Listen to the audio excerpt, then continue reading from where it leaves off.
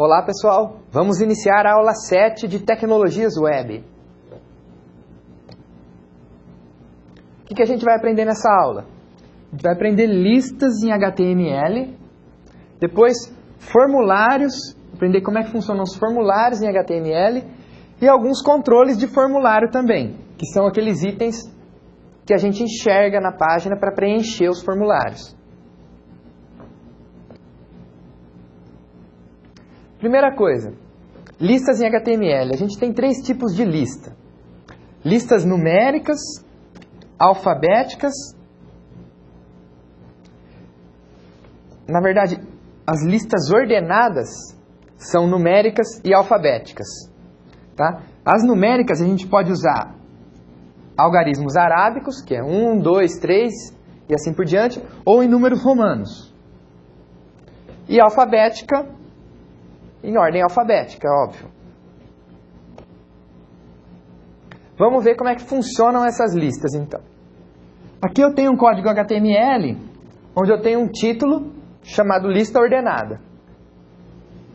Primeira lista que eu vou apresentar, a lista numérica. A lista ordenada, ela usa a tag OL, de Ordered List, lista ordenada em inglês. Tipo 1. Tipo 1 quer dizer que vai usar os algarismos arábicos. Então, a cada LI de list item, eu tenho um item na minha lista. Nessa lista aqui ordenada, utilizando algarismos arábicos, eu vou ter 2 itens. E aqui acabou a minha lista. Fechei o escopo da lista. Tem outra lista ordenada, também numérica, só que utilizando essa propriedade, type I. I, como a gente sabe, é 1 em algarismos romanos. Então, essa lista ela vai ser ordenada utilizando algarismos romanos. Também tenho 2 itens nessa lista. E aqui acabou o escopo dessa segunda lista. Terceira lista, type A. Essa propriedade type A me indica que eu vou usar uma lista em ordem alfabética. Também com 2 itens nessa lista. Vamos ver qual é o resultado da inserção dessas 3 listas em uma página HTML. Aqui eu tenho título, lista ordenada. Aqui eu tenho as 2 listas numéricas. Primeiro, a de tipo 1, type 1, que são as listas com algarismos arábicos. Então, conforme eu vou inserindo itens, ele vai numerando para mim. 1, 2, 3 e assim por diante. Mesma coisa acontece com o type I, só que esses números são exibidos em algarismos romanos. Então, essas listas servem para a gente apresentar conteúdo de forma ordenada no HTML. Listas alfabéticas, a gente coloca lá na propriedade da lista type A. E aí ele vai exibir para nós em ordem alfabética. A, B, C, D, E e assim por diante. A cada item que a gente for inserindo na lista, ele automaticamente vai colocar essa ordem para nós. Existem também as listas não ordenadas. As listas não ordenadas são aquelas listas em que a gente não tem uma sequência numérica, nem uma sequência alfabética. Como, por exemplo, a lista deste slide. Eu tenho aqui o primeiro item e o segundo item. Não necessariamente estão ordenados por algum número ou alguma letra. A gente pode usar o círculo ou o quadrado nessas listas em HTML. Tenho também as listas de descrição. Também posso fazer uma analogia com esse slide. Eu tenho um item e uma descrição. O mesmo acontece em HTML. Um item, a gente chama de termo, e a descrição desse termo. Vamos ver o código dessas 2 listas, como que fica para nós. Lista não ordenada, é o título da minha página. Qual tag que eu uso? Lá na lista ordenada eu usava OL, de Ordered List. Aqui eu uso UL, de Unordered List, lista não ordenada em inglês. E na propriedade Type, eu uso ou Circle, que é círculo, ou Square, que é quadrado.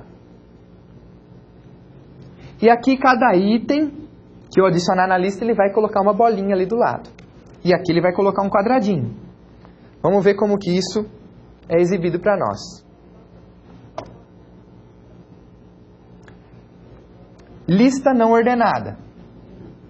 Então a primeira lista que a gente criou foi a de círculos, com 2 itens. Então se eu tivesse, não importa quantos itens eu tenha nessa lista, ele vai colocando sempre uma bolinha do lado para falar que aquilo é uma lista não necessariamente ordenada. E aqui na lista de baixo a gente usou o square, que é o quadradinho. Vamos voltar um slide aqui. Aqui a gente tem um exemplo da lista de descrição. Description list. A gente usa a tag DL. Aqui a gente não usa a tag type, porque ela é de um tipo só.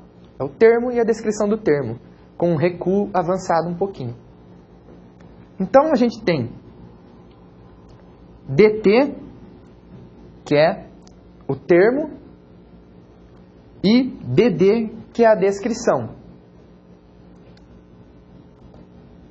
Eu tenho 2 termos e 2 descrições aqui. Primeiro termo dessa lista. A descrição fica tabulada à frente. O mesmo acontece com cada termo e cada descrição que eu for inserido nessa lista. Então, esses são os tipos de lista que a gente pode usar em HTML.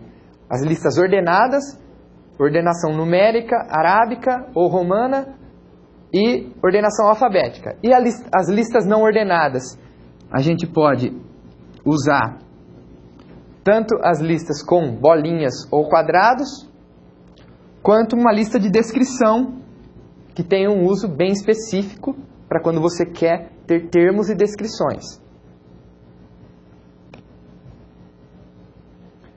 Vamos falar sobre formulários em HTML, uma das principais aplicações do HTML, que é onde a gente consegue interagir com a página web. Bom, basicamente os formulários servem para envios de dados ao servidor. A gente preenche o formulário, clica em enviar e esses dados eles vão diretamente para o servidor. E lá eles são processados. Eles podem ser salvos em banco de dados, podem sofrer qualquer tipo de processamento, nos dão um retorno ou não. Então, isso quem decide, quem vai fazer, é quem programou o site. Mas o usuário, ele tem essa interação, ele consegue enviar dados ao servidor por meio de formulários. O principal elemento de um formulário é o escopo, onde ele inicia e ele termina. Então, a gente usa a tag form. Tudo que tiver dentro do escopo do form e o /form, que é o fechamento da tag form, vai fazer parte de um mesmo formulário. Dados que, porventura, estiverem fora desse escopo, não são enviados ao servidor quando esse formulário for submetido. Então tem que ter essa preocupação de deixar todos os controles de formulário, todas as informações, dentro do escopo dessa tag.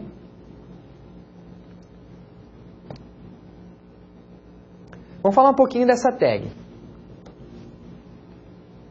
A gente usa uma propriedade dela para definir qual é a ação que será tomada quando esse formulário for submetido.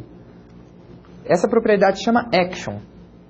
Ela pode executar algum script, pode enviar esses dados para um servidor para ser processado por algum arquivo de código. E como que a gente especifica qual arquivo, como que vai ser enviado? A gente especifica usando a propriedade action. Outra propriedade importante, especificar qual método de submissão dos dados. A gente tem 2 métodos em que esses dados podem ser transmitidos para o servidor. O método GET e o método POST. A gente vai ver a diferença desses 2 métodos, eles são bem distintos e cada um tem uma aplicação específica. E é preciso bastante cuidado para usar esses métodos, porque um deles preza mais pela segurança, o outro preza mais pela usabilidade. o método GET. As informações são enviadas diretamente a uma página. Então, elas navegam de uma página a outra. E ela tem um limite de 1024 caracteres. Então, você não consegue submeter um formulário muito grande. Você tem um limite de 1024 caracteres para serem transmitidos. Dependendo do formulário, é inviável você usar o método GET. E os dados são definidos na URL. Ele separa a URL com um ponto de interrogação e cada item que eu enviei do formulário com um e-comercial. Vamos ver um exemplo para ilustrar melhor isso para nós. Vamos supor que eu enviei para essa página index.html 2 informações via formulário, um nome e uma idade. Eu enviei o nome João e a idade 28. Qual é a desvantagem de se usar o método GET? Todo mundo vai ver no seu histórico do navegador isso aqui. Porque isso aqui nada mais é que um endereço. Os seus dados são transmitidos de forma limpa nesse formulário. E eles são exibidos para o cliente. Qual é a vantagem? Se eu quiser acessar a página que recebeu essas informações com essas informações que eu transmiti, é só eu copiar esse endereço. Então, na hora que eu acessar essa página index, com esse restante do endereço, eu vou conseguir o mesmo resultado de quando eu enviei o formulário. Agora, é ideal a gente usar isso para transmitir uma senha, por exemplo? Não, porque vai ficar exibido aí no cabeçalho, no endereço do site. Então, vocês podem ver que o endereço do site acaba aqui, .html. A partir dali, são dados enviados via formulário. Então, a gente tem nome da propriedade e o valor. E aí, a próxima propriedade, a gente tem que separar com o e-comercial. E aí vem o nome da próxima propriedade e o valor. Se tivessem várias propriedades, teriam vários e-comerciais separando uma da outra. Agora vamos falar um pouquinho do método POST. O método POST é o mais utilizado. Eles são codificados no cabeçalho do HTTP. Então, eles não aparecem ali na barra de endereços. Eles são enviados por baixo dos panos. E eles não têm limite de tamanho. Você pode enviar o arquivo do tamanho que for. Pelo método POST você consegue. Como eu disse, não são visíveis ao usuário. E pode-se enviar qualquer tipo de dados. Fotos, arquivos, qualquer tipo de dados. Então, quando a gente está fazendo um upload de uma foto numa rede social, nós estamos usando o método POST para enviar esses dados para o servidor. Ele vai salvar a nossa foto num banco de dados que vai aparecer no nosso perfil.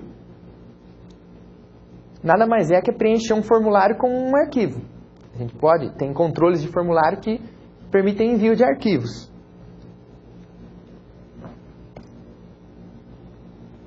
Vamos falar um pouquinho da estrutura de um formulário, como a gente vai trabalhar esse formulário na página web. Aqui nessa página tem um título, né? E eu tenho uma tag form. Ou seja, iniciei meu formulário aqui. Aonde ele vai acabar? Aqui, no barra form. Então esse escopo, tudo que tiver ali dentro faz parte do meu formulário. Quando eu submeter esse formulário, todos os dados dos controles de formulário vão estar sendo enviados.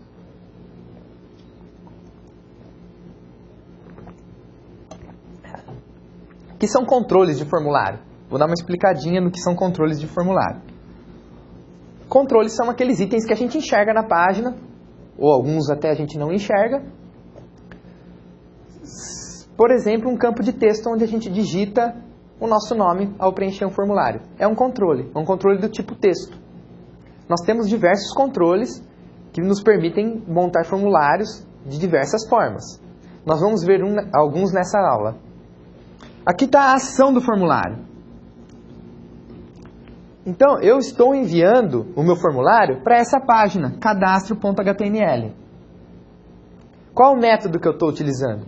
o método POST. Então ele vai via cabeçalho. Ninguém vai enxergar esses dados que eu estou transmitindo.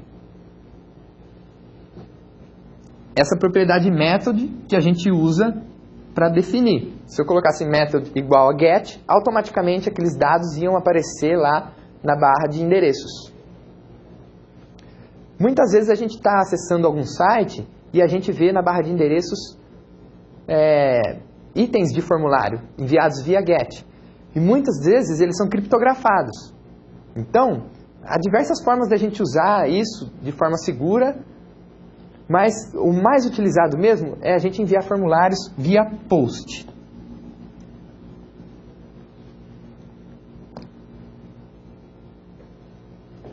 Bom, controles de formulário. Vamos falar um pouquinho de alguns controles. São elementos de interação do usuário.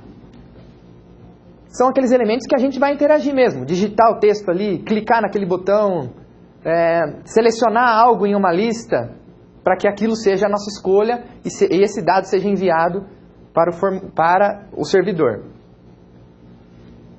E cada controle tem um objetivo e uso diferenciado. Você não pode, por exemplo, utilizar um campo de seleção com dados já pré-definidos para você digitar o nome. Você não vai conseguir deixar todos os nomes ali em uma lista. A pessoa tem que ser livre para digitar o nome, do mesmo jeito um e-mail. Agora, tem coisas que você não pode deixar o usuário ter um texto livre para digitar. Por exemplo, escolha o sexo, masculino ou feminino. Você vai deixar um campo para ele digitar masculino, digitar feminino, ou você já deixa as duas bolinhas ali para ele clicar? É muito mais fácil. A gente tem que pensar na usabilidade também. Esses controles de formulário, eles são essenciais para a usabilidade do nosso site.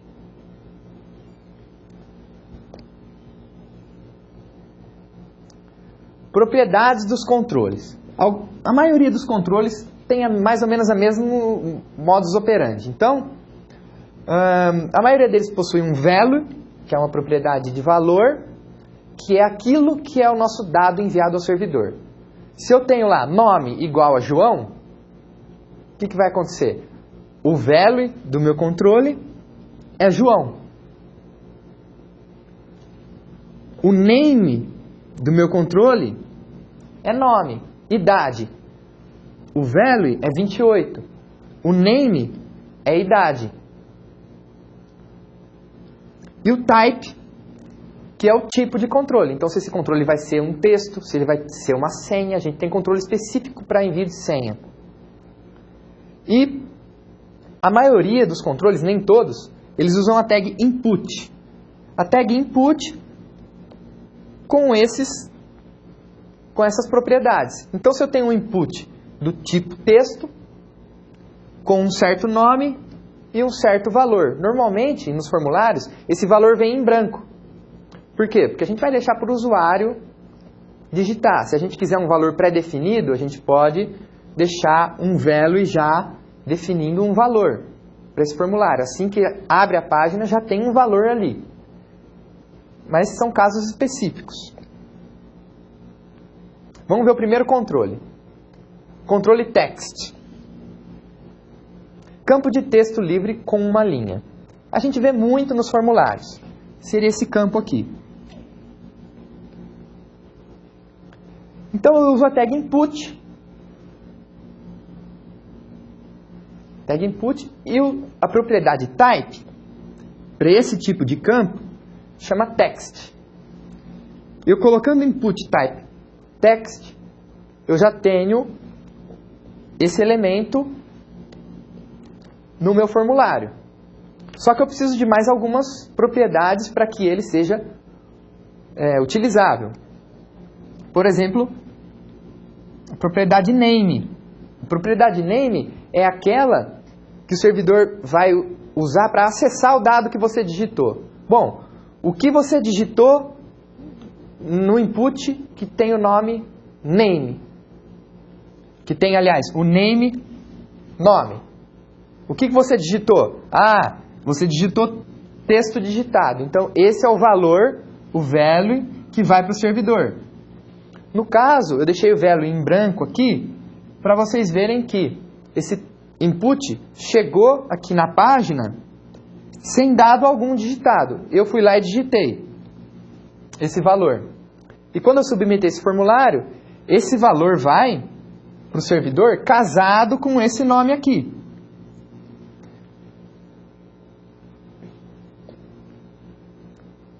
Outro controle de formulário. O controle password. Password é senha em inglês.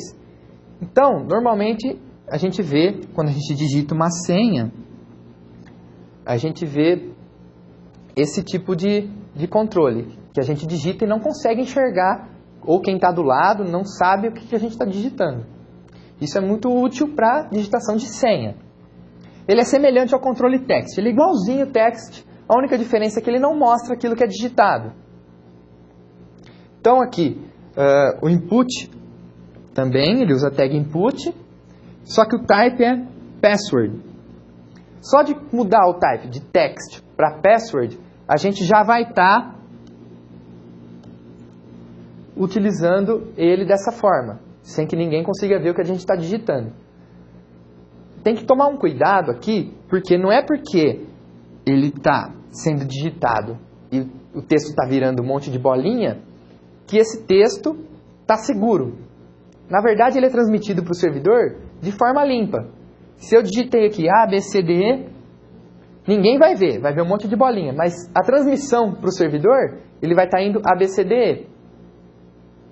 Então tem que tomar um cuidado, porque esse value aqui, ele não fica um monte de bolinha. Ele fica o texto que a gente digitou mesmo. A única diferença é que ele não aparece aqui na página. Então, prestar bem atenção que esse não é a solução definitiva de segurança de senha. E aqui o nome, eu não posso repetir, né, os nomes no mesmo formulário, eu não posso ter um name de um controle chamado senha e outro controle com o mesmo nome, com o mesmo name. Não posso porque vai dar conflito, vai dar problema na minha página. Depois, quando o servidor quiser recuperar essa senha, de qual controle ele vai estar pegando? Então, tem que ser o nome único.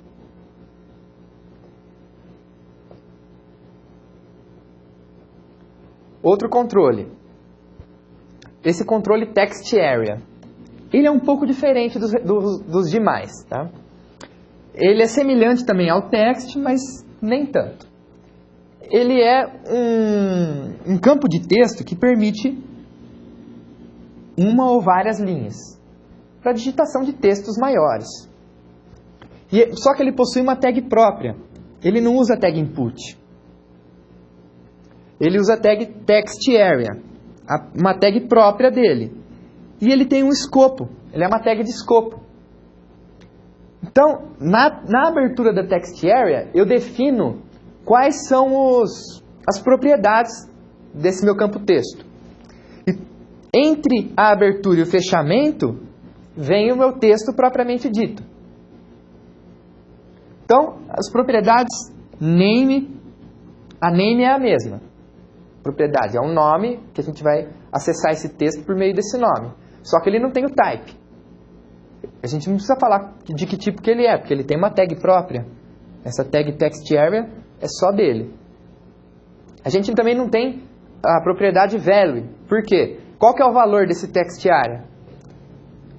Ele é esse texto que está entre os dois, entre a abertura e fechamento da tag.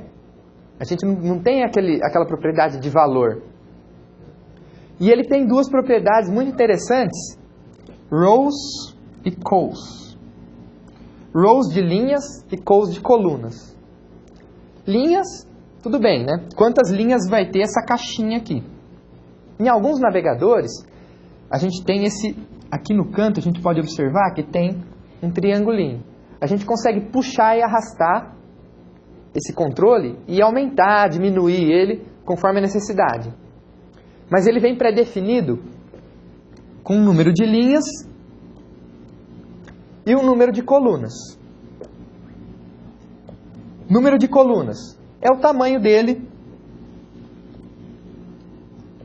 de largura. Número de linhas é a altura desse controle. Esse controle ele permite formatação do texto. Ele vai aparecer um texto formatado, bonitinho ali dentro? Não. Não formata texto. A gente tem alguns controles que a gente consegue... Alguns controles extras que a gente consegue fazer a formatação de um texto, um text area, e aí ele gera para nós, em vez de um texto limpo, ele gera um HTML. Então, o que o servidor vai pegar de dados não vai ser aquele texto limpo e corrido, vai ser um texto formatado em HTML. Então, a gente tem como fazer isso usando plugins, usando extensões, mas é uma possibilidade. Agora, os dois últimos controles que a gente vai ver hoje. O controle submit é um botão. Basicamente um botão, não necessariamente um botão. A gente pode submeter o formulário clicando em um link ou clicando em uma imagem, mas basicamente a gente usa um botão. Então, esse botão chamado submit, ele é o botão que quando a gente clica, ele executa aquela ação do form. Ele vai chamar aquela página de ação enviando todos os dados via cabeçalho, se for método post, ou via endereço URL, se for método get. Ele usa a tag input. Como eu disse, a grande maioria dos controles usa a tag input. E a propriedade type é submit. Ou seja, tipo, submissão. Ele vai submeter o formulário. E ele tem um value. O valor dele não vai ser passado para lugar nenhum. O valor dele é só o texto que vai ser exibido dentro do botão. Vocês podem ver aqui que eu coloquei o valor enviar dados e dentro do botão está escrito enviar dados. Então esse é o principal botão do nosso formulário. É ele que vai dar a ação de enviar os dados ao servidor.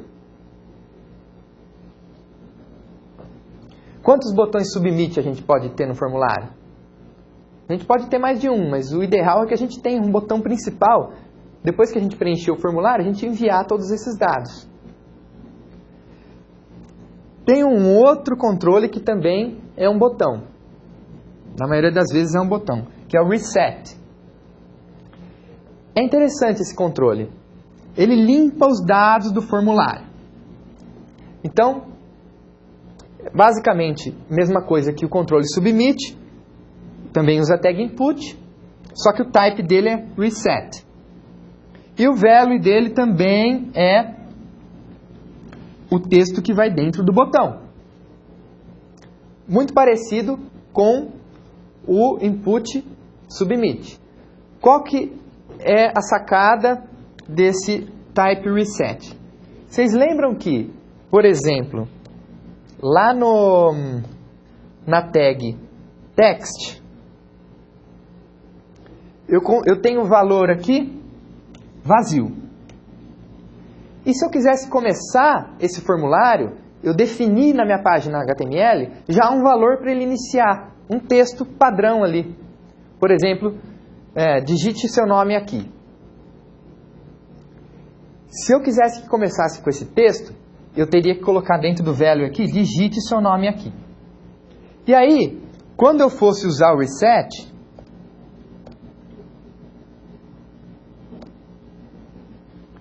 quando eu errei o formulário, quero começar do zero. Cliquei aqui no limpar dados. Ele vai voltar aquele campo com o value que eu coloquei de início. Ele não vai limpar, ele não vai zerar aquele texto. Ele vai voltar com digite o seu nome aqui. Ou seja, ele vai voltar como o formulário veio de fábrica, vamos dizer assim. Tá joia? Essa é a sacada do reset. A gente pensa que ele vai limpar todo o formulário, mas não necessariamente. Ele vai resetar o formulário do modo como esse formulário foi concebido inicialmente. Tá joia? Muito obrigado. Até a próxima, pessoal.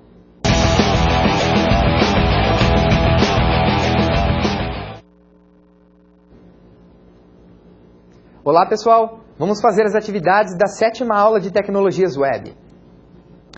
Vamos lá. Primeira questão. Qual a tag que define uma lista ordenada?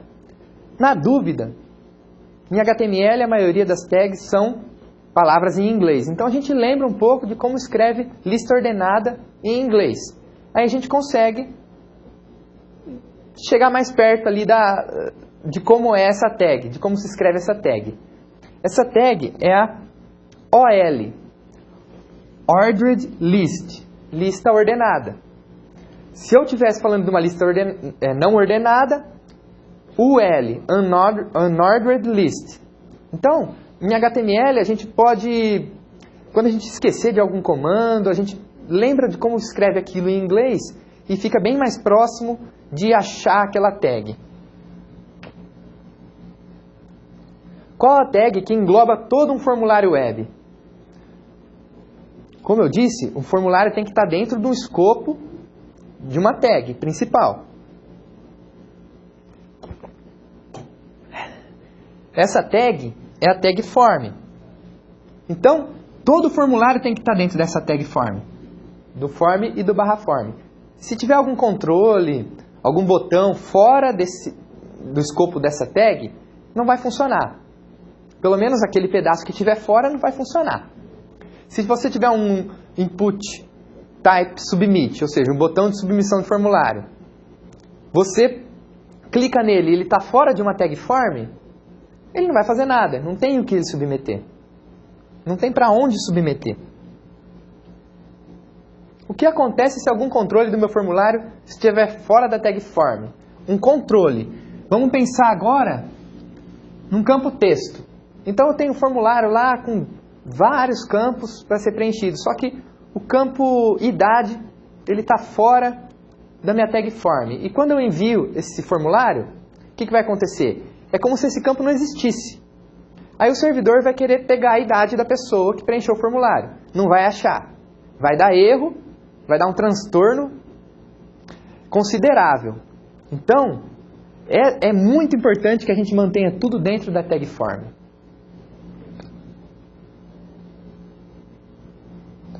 Não são enviados ao servidor. Cite duas vantagens de se utilizar o método POST para envio dos dados de um formulário. O método POST, como a gente viu, é diferente do método GET. Ele não envia os dados via URL. Ele não aparece na barra de endereços. Ele envia no cabeçalho HTML. Então, em caso de envio de dados sigilosos, esses dados não são visíveis ao usuário. Não ficam salvos, por exemplo, no histórico do navegador, como acontece com o método GET. E também não tem limite de tamanho para envio de dados. A gente pode enviar arquivos grandes, pode enviar formulário com o que a gente quiser, que, a não ser que a internet seja muito lenta e não dê tempo, né, da requisição-resposta terminar o envio do formulário, ele não tem limite de tamanho. Não tem limite de tamanho. Pode ser que o servidor esteja limitado também a receber pacotes até um certo tamanho. Mas não é o POST que vai limitar isso. Aí é outra configuração do servidor. Quinta questão. Para a digitação de uma senha, qual o controle mais indicado?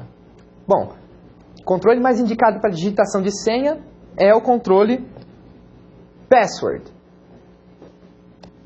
Esse controle é aquele controle que a gente digita e vai aparecendo um monte de bolinha ou um monte de asterisco. Depende da interpretação do navegador. Então eles ficam invisíveis. Só que eles ficam invisíveis para nós que estamos olhando para a tela. Não quer dizer que eles estejam sendo codificados, criptografados. Não é o campo password que faz isso. O campo password é um campo de texto. A única diferença é que, ao invés de exibir para nós o texto que nós estamos digitando, ele vai exibir bolinhas ou exibir asteriscos.